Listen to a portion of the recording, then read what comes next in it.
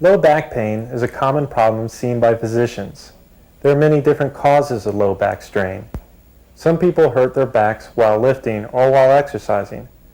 Others seem to have low back pain for no apparent reason. This can be a recurring and debilitating problem that can alter your normal daily activities. Back pain can range from simple irritation to a paralyzing pain requiring a visit to the physician. Hello, I'm Dr. Matt Hughes. And I'm Dr. Ben Gonzalez. Dr. Hughes and I are emergency medicine physicians, and back pain is one of the common complaints we see in the emergency department. The purpose of this instructional video is to explain some of the causes of recurring low back pain. We're going to describe what you can do to treat it, and most importantly, what you can do to prevent low back pain from happening. First, let's talk about the anatomy of the lower back. The basic unit of the lower back consists of two lumbar vertebrae sandwiching a disc that is composed of a gel-like substance. The vertebrae have facets, or joints between them, and the disc acts as shock absorbers between the vertebrae. The vertebrae themselves are held in position by ligaments and supporting muscles that run along the spine. All the muscles of the trunk are vital to the support of the back. These include the stomach muscles. In fact, one of the major reasons why people get lower back pain is simply because of weak stomach muscles. Let's talk about how the back gets injured. An obvious reason is trauma. Things like falling, car accidents, and direct blows cause back injury. What I want to focus on is that chronic back pain, that pain that just won't go away and keeps coming back.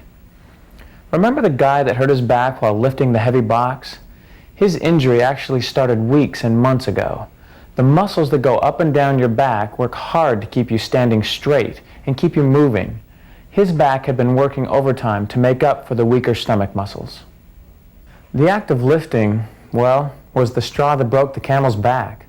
The back can give up at any time, while you're walking, exercising, lifting, and even sitting down.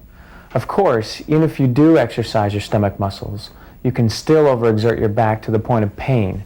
In some people, changes in the bones and curves of the spine occur over the years. This can irritate nerves and ligaments, facet joints, and muscles that cause back pain. Other contributors to chronic low back pain include stress, job type, and smoking. So, now that you have a better understanding of the causes of lower back pain, what can you do about it once it happens? The first thing you should do is ease up on your activity. Give your back a rest. However, if possible, avoid prolonged periods of bed rest. Strict bed rest was once recommended, but has since been found not to help. Try to continue a routine activity, just ease up a bit. Avoid lifting heavy objects for 10 to 14 days.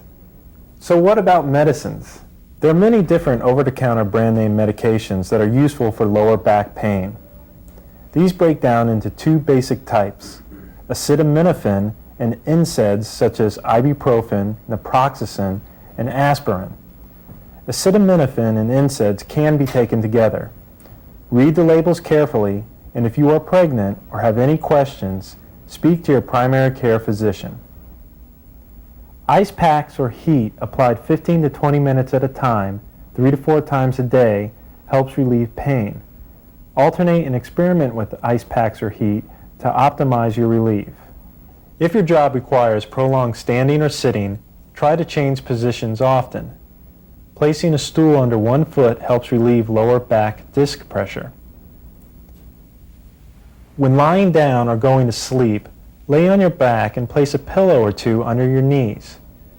Another technique is to lay on your side with a pillow between your knees.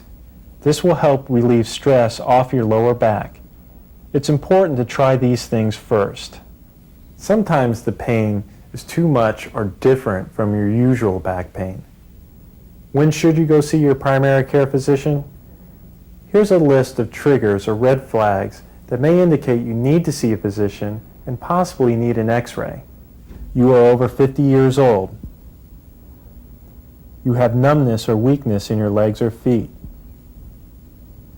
Severe pain that shoots down your legs. You've ever had cancer or tuberculosis. You have unexplained weight loss. You've abused drugs or alcohol. You have fever. Your pain lasts more than a month. You have associated abdominal or testicular pain. If you lose bowel or bladder function. So how can you avoid back pain in the first place? Well, proper lifting technique is essential. First, you want to face the object you're about to lift. Then bend at the knees, pick it up, turn, face where you're going to place the object, and set it down.